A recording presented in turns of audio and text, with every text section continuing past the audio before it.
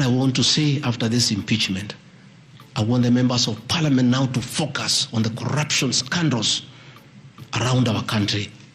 The Adani scandal. The broad-based government went ahead to sign another 95 billion energy deal with the Kenya Electricity Transmission Company, KENTRACO, and Adani for another. Using legal instruments that can be audited by Parliament and by other agencies to make sure that they bring value to the people of Kenya. Adani Energy Solution Limited has a cumulative transmission network of 21,783 circuit kilometers of power transmission lines and 61,687 megavolts ampere transmission capacity. The company owns more than energy infrastructure than Kenya, Uganda, and Tanzania combined. And I'm also saying that there need to be transparency in dealing with these issues. Otherwise, you're likely to try to condemn very reputable companies. As we see stories like Adani Gate. Adani company conglomerate is worth over $200 billion. It cannot be an Adani Gate. Deal with issues as they are. If some people have made mistakes, let them own up that they made some mistakes. But do not begin to condemn innocent companies who are basically doing normal commercial transactions. As you see, there have been quite a bit of innuendos about Adani. And I've explained that this is a reputable company, by my knowledge. And this company actually has done very many PPP projects. I mentioned that we visited India at the invitation of then Chief Minister of State of Gujarat, Narendra Modi. And he introduced us to several Indian conglomerates. Adani was one of them. One was Mr. Ratan Tata, who was also there at the conference that we attended. And then we visited a project that was done through a PPP by Adani in a place called Mundra. This was a marsh land next to the sea, 5,000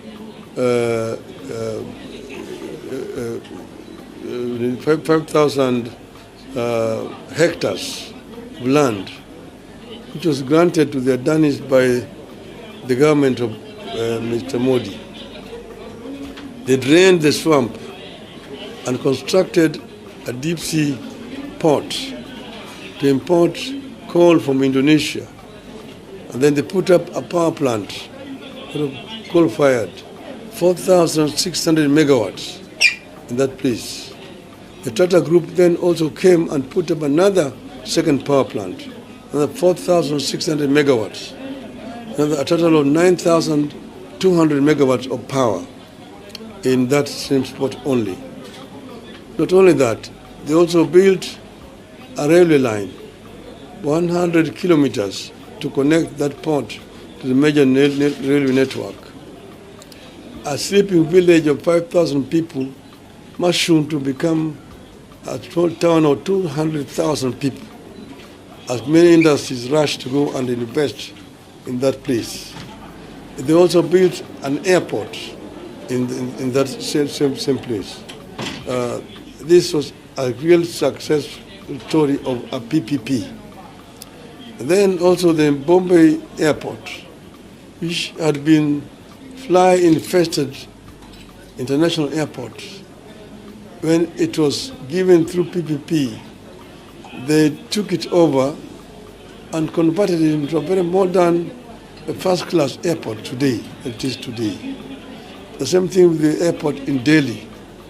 So what I'm trying to say is that we've seen firsthand what some of these companies are able to do, what PPP can do to an economy. And therefore what I'm trying to say is not to try to ostracize PPP as a concept. It's a concept that has worked very well around the world. And I'm also saying that there needs to be transparency in dealing with these issues. Otherwise, you're likely to try to condemn very reputable companies. As we see stories like Adani Gate. Adani company conglomerate is worth over $200 billion. It cannot be an Adani Gate. Deal with issues as they are. If some people have made mistakes, let them own up that they made some mistakes. But do not begin to condemn innocent companies who are basically doing normal commercial transactions. Out of the impeachment drama, Kenya has been good-tied by Adani the way South Africa was state captured. Kenya is facing an unprecedented threat of state capture, where our key sectors, energy, transport to health, have seen multi-billion deals being granted by the broad-based government to one Adani in an opaque, non-competitive and secretive manner.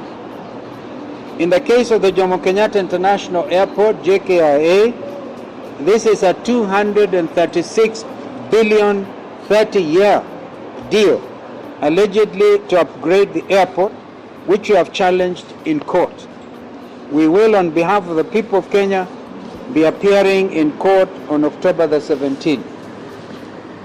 2 days ago, even with the overwhelming public resistance, the broad-based government went ahead to sign another $95 billion energy deal with the Kenya Electricity Transmission Company, KENTRACO, and Adani for another 30 years. This will also not go unchallenged.